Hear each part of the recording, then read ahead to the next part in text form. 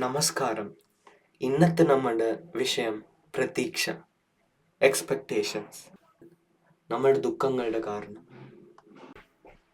ഈ ലോകത്തിലുള്ള എല്ലാ ജീവജാലങ്ങൾക്കും എപ്പോഴും ഒരു പ്രതീക്ഷയുണ്ട്. പക്ഷേ മനുഷ്യരായ നമ്മളാണ് ഏറ്റവും അധികം പ്രതീക്ഷയോട് ജീവിക്കുന്നത്.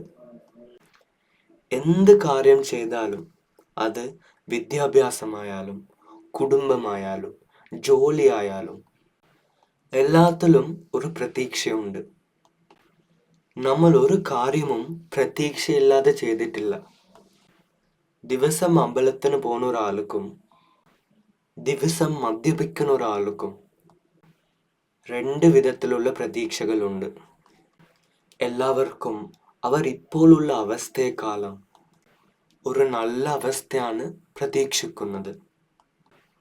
കാരണം അവർക്ക് ഇപ്പോൾ ഉള്ള അവസ്ഥയിൽ സംതൃപ്തിയില്ല.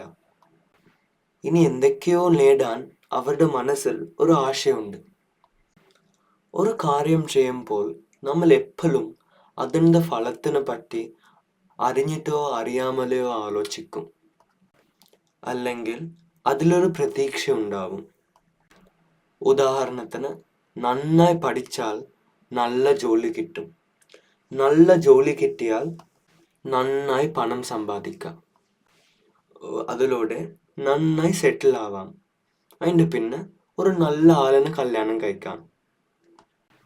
പിന്നെ ഒരു നല്ല കുടുംബം ഉണ്ടാവും. പിന്നെ മക്കൾ, അവരുടെ വിദ്യാഭ്യാസം, അവരുടെ ജോലി, അവരുടെ കുടുംബം.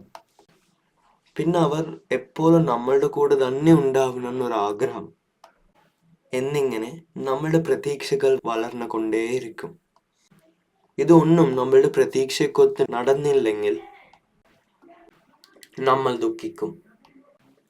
അതുപോലെ തന്നെ ഒരു റെസ്റ്റോറൻറ്റിൽ പോയി നമുക്ക് ഇഷ്ടപ്പെട്ട ഭക്ഷണം ഓർഡർ ചെയ്തിട്ട് അത് നമ്മൾ കഴിക്കുന്നതിന് മുന്നേ തന്നെ അതിൻ്റെ രുചിയെ പറ്റി നമ്മളുടെ മനസ്സിൽ ഒരു പ്രതീക്ഷയുണ്ടാവും.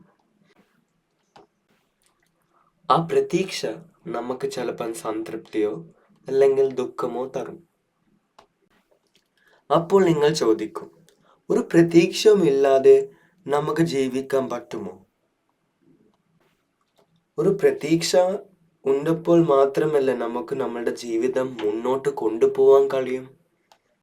അതിന് ഉത്തരം ഇതാണ്. നിങ്ങൾ പ്രതീക്ഷയുടെയും പ്ലാനിങ്ങിൻ്റെയും വ്യത്യാസം ശരിയായിട്ട് മനസ്സിലാക്കണം.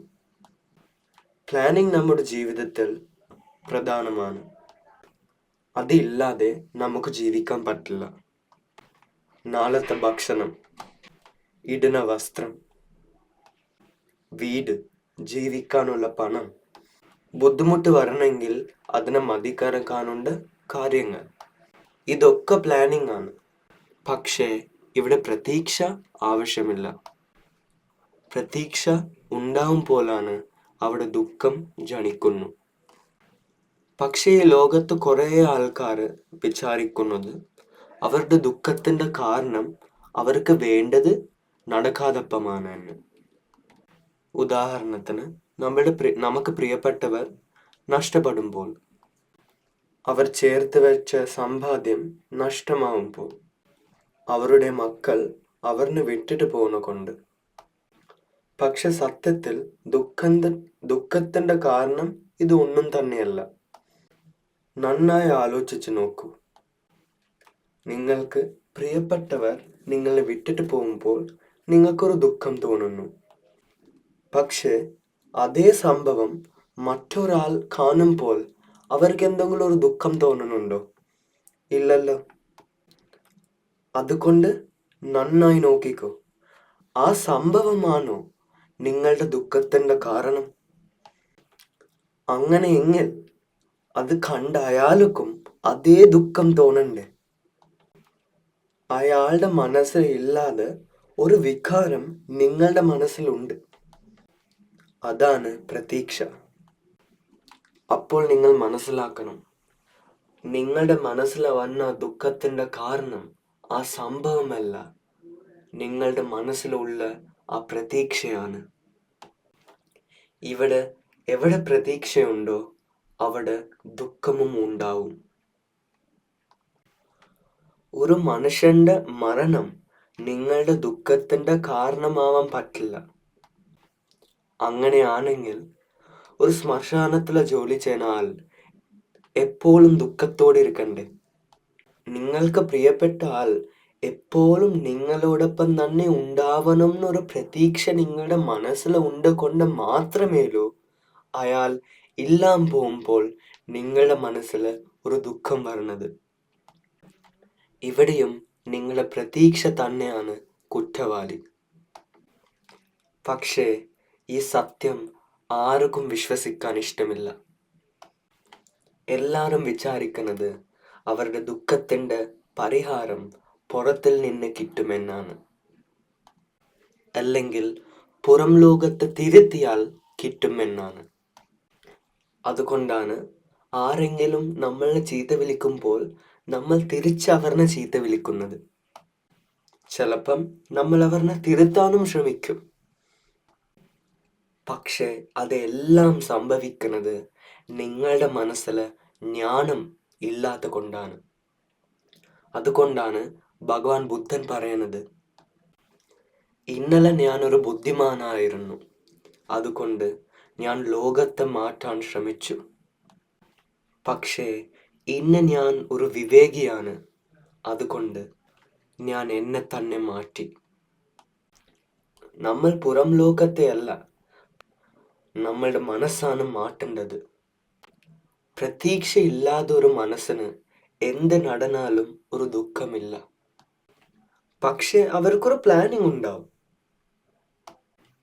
അതുകൊണ്ട് ആരവരെ അടിച്ചാലും, ആരവരെ ചീത്ത വിളിച്ചാലും, ആരവരെ വിട്ടു പോയാലും അവരുടെ മനസ്സിൽ ഒരു ദുഃഖം ജനിക്കുമില്ല.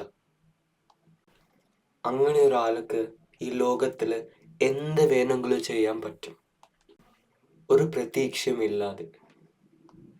അയാൾക്ക് മാത്രമാണ് പൂർണ്ണ മനസ്സോടെ മറ്റൊരാളെ സ്നേഹിക്കാൻ കഴിയും, ശരിയായി പഠിക്കാൻ കഴിയും, ശരിയായി കുടുംബം നോക്കാൻ പറ്റുള്ളൂ, ശരിയായി മക്കളെ നോക്കാൻ പറ്റുള്ളൂ, ശരിയായി ജോലി ചെയ്യാൻ പറ്റുള്ളൂ.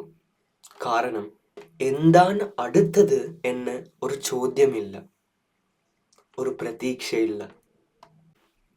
നിങ്ങൾക്കും അങ്ങനത്തെ ഒരാളാവാൻ ഒരു ആശയില്ലേ? അങ്ങനെ ആയാൽ നിങ്ങളുടെ ജീവിതം എത്ര സുന്ദരമായിട്ടുണ്ടാവും എന്ന് ആലോചിച്ച് നോക്കൂ. അതുകൊണ്ട് ഒരു ജ്ഞാനിയാവാൻ ശ്രമിക്കൂ. ഗാമേവയാദിവാരണ്യേ നിന്യേവയാദിവാതലേ യത്തർഹന്തം വിഹരന്തി തം ഭൂമിം രാമനേയകം. ഇതിനർത്ഥം അതൊരു ഗ്രാമമായാലും ശരി, കാടായാലും ശരി, മലയായാലും ശരി, എവിടെ തന്നെ ആയാലും ശരി, എവിടെയാ ജ്ഞാനികൾ ജീവിക്കുന്നതോ ആ സ്ഥലം മനോഹരമാണ്. ഞാൻ ഇന്ന് പറഞ്ഞതിനെ കുറിച്ച് നന്നായി ചിന്തിച്ചു നോക്കൂ. നന്ദി, നമസ്കാരം.